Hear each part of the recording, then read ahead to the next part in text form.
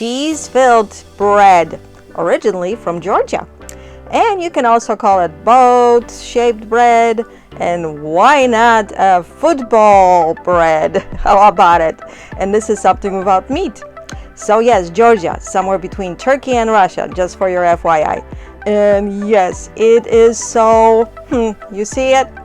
No words. I don't need to add anything else. Welcome to V's Cooking with Love channel.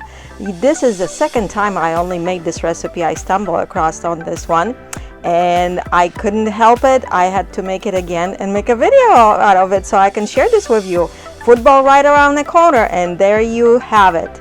And you can even cheat if you wanted to. This is only a pizza dough. And besides that, only about 4 ingredients added to it. So how can you go wrong? I'll tell you step by step how to come up with this deliciousness and all that shape. And you see it's just cheese, butter, and egg. And like I said, you can even cheat and buy a dough from the store. Okay, if you want to make it on your own, 1 3/4 cup of flour, 1 1/2 teaspoon sugar, 1 teaspoon of yeast, 3/4 teaspoon of salt, 1/2 cup plus about 2 tablespoons of water, 1 tablespoon of olive oil, and it will come up with about 1 pound of dough. That's what you're gonna need it. So if you're making it just like I did in my best gadget in my kitchen, my bread machine, it will do it for you, because yes, it has to double in size and all that, if you know what I'm talking about. If you're buying it from the store, however, you have to bring it to the room temperature, so it has to sit in about a couple of hours. So once the dough is ready to go, we need some parchment paper, a little bit of dusting with flour on it, because yes, that parchment paper, it's necessary, don't forget it. So we work out a little disc about 8 inches or so by hand. And yeah, you need to dig out your rolling pin. If you don't have it, I heard even the bottle will work. Once it's rolled out, it needs to measure about 12 inches in diameter. And that's very simple to do. If you know, this is just a rolling out the dough in that shape, about that round circle here. And we're rolling the edges like so, about 2.5 inches in from opposite sides, just like I'm doing right over here. And if you're having difficulty, I actually did this time, the weather was really cold and the dough, the temperature, we are in Florida, but guess what, we had snow, not us, but they had some snow. So you see, then we're rolling the corners like this, that they are left over, and you're pinching them together a little bit.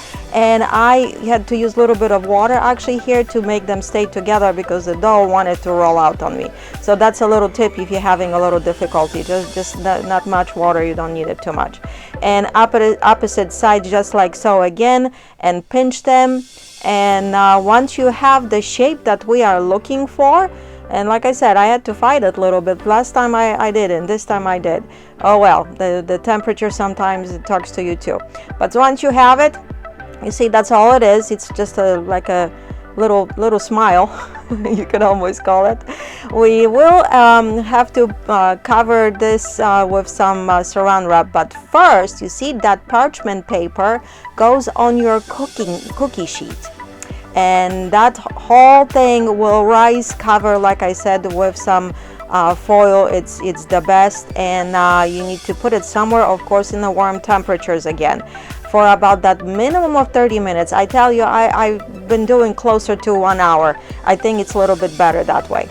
And here you have 6 ounces of whole milk mozzarella cheese and 6 ounces of feta cheese as well, and you just have to crumble those. See, on the left it's mozzarella, it's shredded, I shredded myself, and crumbled feta cheese as well, and we mixing just those two together for now.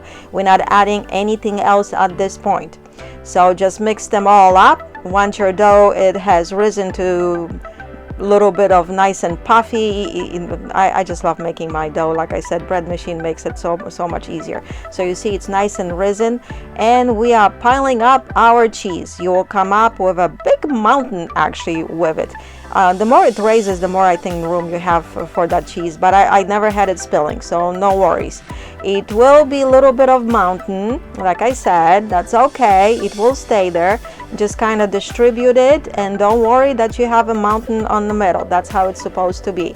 And just tuck it into all the corners so it's not hiding from some edges over there.